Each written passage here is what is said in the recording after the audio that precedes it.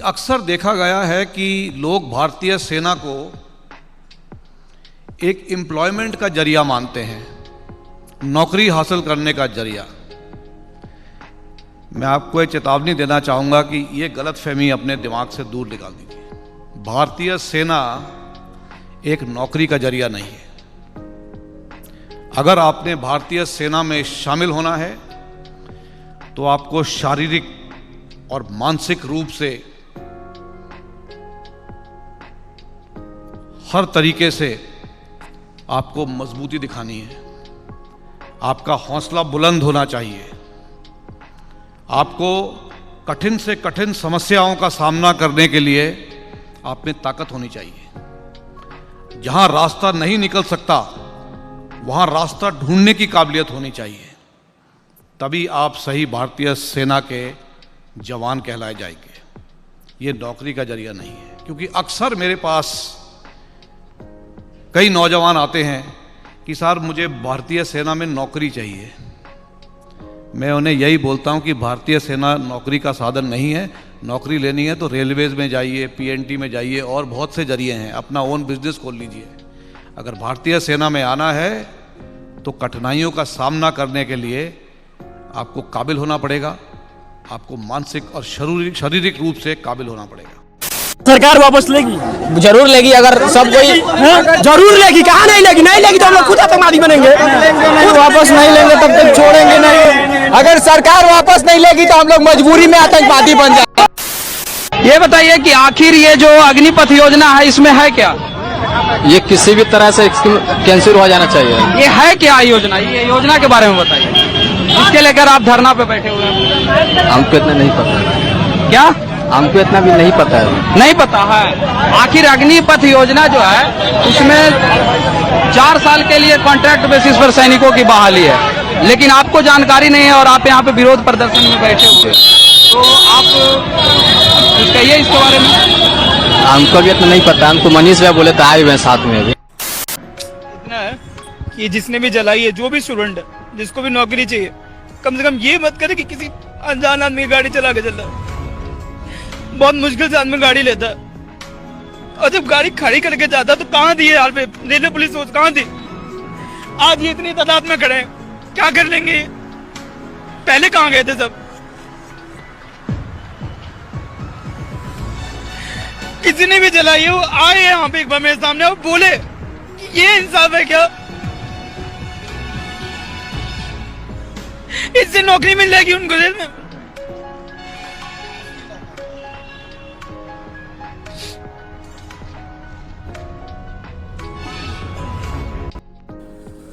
तो दोस्तों, सबसे ज़रूरी बात कि मैं वीडियोस फ़ोन से बनाता हूँ तो क्वालिटी उतनी अच्छी नहीं होती, तो प्लीज़ उस पर ध्यान मत देना। और अगर वीडियो थोड़ी सी भी इन्फॉर्मेटिव या अच्छी लगे तो प्लीज़ चैनल को सब्सक्राइब करके वीडियो को लाइक ज़रूर करना।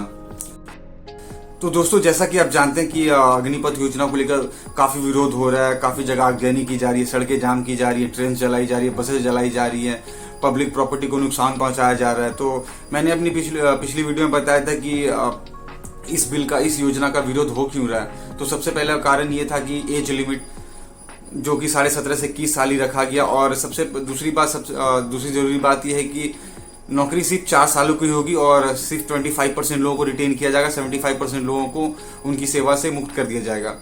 तो मुझे तो अभी तक यही लग रहा था कि शायद मेन कारण यही था, लेकिन अभी लग रहा है कि शायद कारण ये नहीं था। यहाँ पे अगर गौर से देखा जाए तो जिसको देश की सेवा करनी होती है वो देश को ऐसे नुकसान तो नहीं पहुंचाएगा, कम से कम ऐसे इस तरह के घाव तो अपने देश को नहीं देगा। जिसको देश सेवा करनी होती है उसके अंदर बचपन से एक जज्बा होता है कि भारत माँ के लिए कुछ करना, अपने देश के लिए कुछ करना है। लेकिन बात यहाँ पे आती है एम्प्लॉयमेंट की।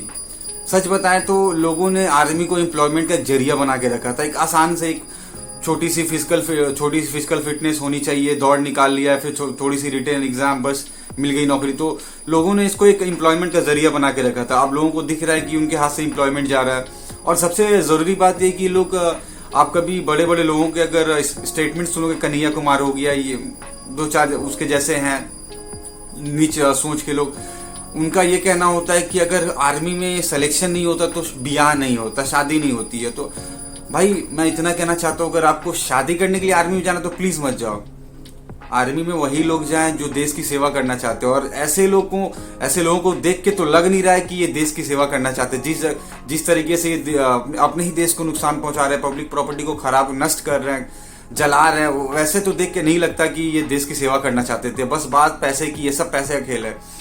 आर्मी एक आसान सा एम्प्लॉयमेंट का जरिया था। लोग थोड़ी सी दौड़ निकाल लेते हैं, बस हो जाता है सिलेक्शन, और हर महीने 40-50 हज़ार, फिर रिटायरमेंट के बाद अच्छे खासे कम से कम 20-25 लाख रुपए मिल जाते हैं, 20,000 रुपए की पेंशन होती है। तो ये था मेरे ख्याल से नहीं, ये सच में यही कारण होना चाहिए। जो लोग सड़कों पे हुड़दंग कर रहे हैं, दंगे कर रहे हैं, कम से कम उन लोगों का तो देश सेवा करने का बिल्कुल ही इरादा नहीं था। उन लोगों को मतलब सिर्फ अपनी शादी से थी अपना रिटायरमेंट सिक्योर करना था।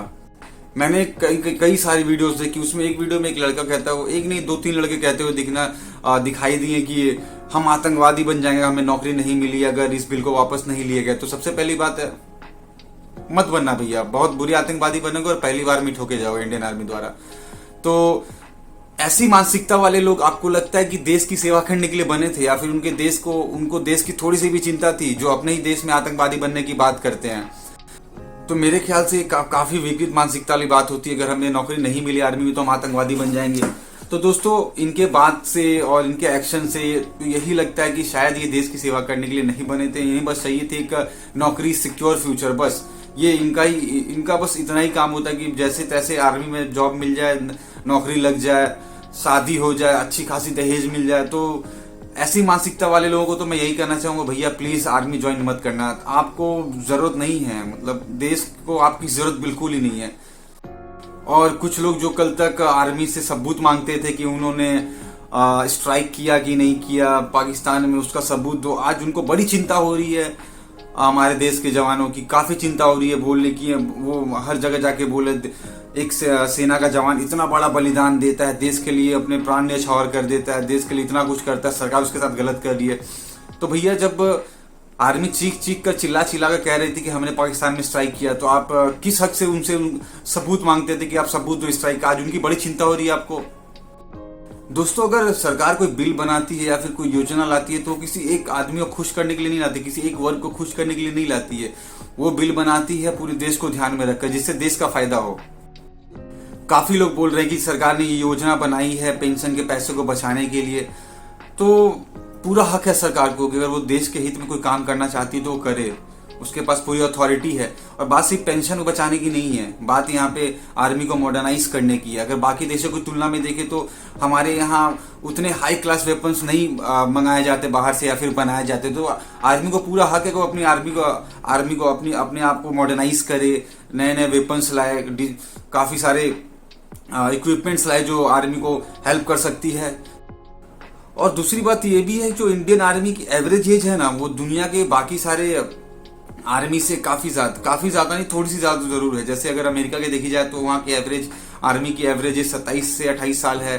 ब्रिटेन की देखी जाए तो 30 साल है। और अगर इंडिया की बात की जाए तो यहाँ की आर्मी की एवरेज एज है 32 से 33 साल, जो कि अगर आर्मी पर्सपेक्टिव से देखें तो काफी ज्यादा है। आप खुद एक बात सोच कर देखना, आपकी एज अगर 17.5 से 21 साल है, आपके पास कोई काफी खास कोई डिग्री नहीं है, तो आप क्या 4 सालों में 24-25 लाख रुपए कमा सकते हो। उसके बाद एक जॉब सिक्योरिटी है, 10% कोटा मिल रहा है आपको। बाकी सारे कैटेगरीज में जैसे 10% कोटा फिक्स कर दिया गया, CAPF और असाइन राइफल्स या फिर पुलिस की नौकरी के लिए भी आपको एक प्रायोरिटी दिया जाता है। तो ये क्या कम है जो सरकार एक अपने सेना के जवान को देती है सिर्फ 4 साल की नौकरी के लिए। और लोग विरोध तो ऐसे कर रहे जैसे कि उनकी नौकरी कल ही लगने वाली थी, वो सिलेक्ट हो चुके थे और अगले महीने से उनकी तनख्वाह आना भी स्टार्ट हो जाती। तो मुझे समझ में नहीं आ रहा भैया। एक ही बात कहना चाहूंगा, अगर आप सिर्फ शादी करने के लिए और एक मोटी रकम दहेज में लेने के लिए अगर आप आदमी बनना चाहते हो तो घर बैठो। अगर दोस्तों, अगर देश के पहले CDS chief of defence staff स्वर्गीय जनरल बिपिन रावत जी का अगर एक बयान है, अगर आप सुनोगे तो आप समझ जाओ कि आर्मी कोई एम्प्लॉयमेंट का जरिया नहीं है। अगर आप आते हो तो देश की सेवा को ध्यान में रख के आना। अगर आपके अंदर जज्बा हो भारत माता की सेवा करने का तभी आर्मी में आना। बट इनके हरकत को देख के तो नहीं लग रहा कि ये देश की सेवा करना चाहते। जिस तरीके से ये देश का नुकसान करे तो 1% भी 0.01% भी नहीं लगता कि ये शायद देश की सेवा भी करना चाहते हैं। मैं उन लोगों से कहना चाहूंगा जो आर्मी में जाना चाहते हैं, जो इच्छुक है आर्मी में जाने के, देश की सेवा करने के, तो मैं उनसे यही कहना चाहूंगा कि भैया अगर आप किसी भी तरीके के हुड़दंग में या दंगों में शामिल हो तो प्लीज मत होना। बिकॉज सरकार ने पहले कह दिया है कि वो योजना को वापस तो लेगी नहीं, साथ ही साथ जिसके ऊपर पुलिस केस होता है तो पुलिस क्लियरेंस उन्हें नहीं मिलने वाला। तो अपने फ्यूचर को ध्यान में रख के एक ही काम करना कि इन दंगों से बचो, अपनी फ्यूचर पे ध्यान दो, तैयारी करो। और सरकार ने नोटिफिकेशन जारी भी कर दिया है, आर्मी और एयरफोर्स ने, और नेवी में शायद आने वाला है, तो तैयारी करिए। तो भैया दिमाग में ये मत रखो कि आपकी नौकरी सिर्फ 4 साल की, अगर आप एलिजिबल होते, लायक होते हैं तो शायद आप 25% में सेलेक्ट भी हो जाए। तो दुनिया में देखो यार, दुनिया बहुत कंपटीशन है, इतनी आसानी से कुछ भी नहीं मिलता। तो अगर आपको लगता है आप 25% में आ सकते हो तो प्लीज कड़ी मेहनत करो, और सिर्फ 4 साल को ध्यान में मत रखो। अगर जाते हो, अगर आप आर्मी में आपकी सिलेक्शन होती है तो प्लीज पूरे लगन से काम करो, अच्छा काम करो, अच्छी ट्रेनिंग लो।